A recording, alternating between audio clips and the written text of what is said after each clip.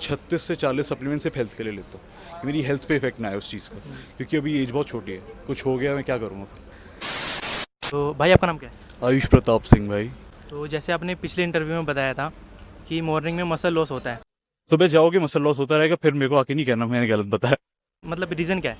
भाई मेरा मतलब मॉर्निंग में था कि एम्प्टी स्टमक जब आप ट्रेन करोगे तब आपको मसल लॉस होगा, क्योंकि एक तो रात भर आप डिहाइड्रेटेड थे, तो डिहाइड्रेटेड मसल वैसे ही अपना बेस्ट परफॉर्म नहीं कर पाती, तो डिहाइड्रेटेड भी थे, आपके ग्लाइकोजन स्टोर्स भी डिप्लीट हो चुके होंगे, तो ना आपकी परफॉर्मेंस अच्छी आएगी। अगर परफॉर्मेंस अच्छी नहीं, आप ट्रेन अच्छे से नहीं कर पाएंगे, तो आप अगर मसल डैमेज ही नहीं कर पाएंगे तो वो ग्रो कैसे करेगी। आप उस लेवल पे डैमेज ही नहीं कर पाए उससे, तो वो ग्रोथ भी कमी रहेगी।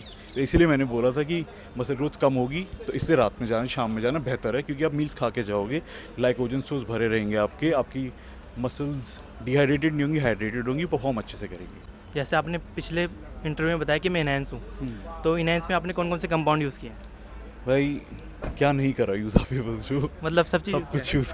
भाई सारे एनाबॉलिक्स, बल्कि मैं एनाबॉलिक्स कम यूज़ करता हूँ, क्योंकि मैं पर्सनली अपने हेल्थ कंसर्न ज़्यादा देखता हूँ, तो मैं एनाबॉलिक्स कम लेता हूँ, पेप्टाइड ज़्यादा लेता हूँ। पेप्टाइड्स में आपके HGH IGF-1 ज़्यादा आ जाता है। तो काफ़ी लोगों का कहना है कि एनाबॉलिक से बेटर इंजेक्शन होते हैं। एनाबॉलिक्स से बेटर इंजेक्शन नहीं होते, इंजेक्शन भी एनाबॉलिक्स ही। ओरल और इंजेक्शंस में ओरल ख़राब इसलिए होते हैं क्योंकि आप एक जब गोली खाओगे तो आपकी through out the digestive tract वो ट्रैवल करेगी, आपके हर ऑर्गन पे अपना साइड इफेक्ट देते हुए जाएगी। बट इंजेक्शन आपने डायरेक्ट मसल में इंजेक्ट कर दिया है, तो एक प्रोसेस होता है, उसको हम एस्थेरेज बोलते हैं, एंजाइम होता है हमारे उसमें जो कि एस्टर्स को कन्वर्ट करता है। तो बहुत छोटा प्रोसेस होता है, उससे आपका जो कंपाउंड है वो मसल में रिलीज़ हो जाता है, आपकी बॉडी में ब्लड स्ट्रीम में आ जाता है, तो बेटर रहता है। आपकी बॉडी में हर ऑर्गन पे इतना इफेक्ट नहीं डालता इतना ओरल स्टेरॉइड्स आप। काफ़ी लोग सत्तू को प्रोटीन सोर्स बता रहे हैं, क्या वो उतना एक्चुअल में प्रोटीन दे पाएगा? नहीं भाई, बहुत लो क्वालिटी प्रोटीन है। अगर उसकी आप बायोएबिलिटी देखोगे ना, ग्रीन लेग्यूम्स की सबकी अराउंड 40 से 60% में आती है सबकी। अब नॉन वेज में आप आओगे, चिकन की शायद 90 के आसपास है, वे प्रोटीन की 110 है।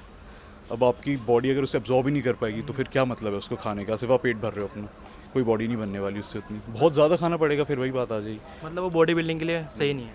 अगर प्रोफेशनली किसी को बॉडी बिल्डिंग करनी है तो बहुत ही ज़्यादा जेनेटिकली गिफ्टेड होना पड़ेगा उस चीज़ के लिए कि आपकी बॉडी उसका एक कतरा प्रोटीन अब्जॉर्ब कर ले, वरना हम जैसे नॉर्मल लोग नहीं कर पाएंगे। आपका मंथली डाइट से प्रोटीन का खर्चा कितना है?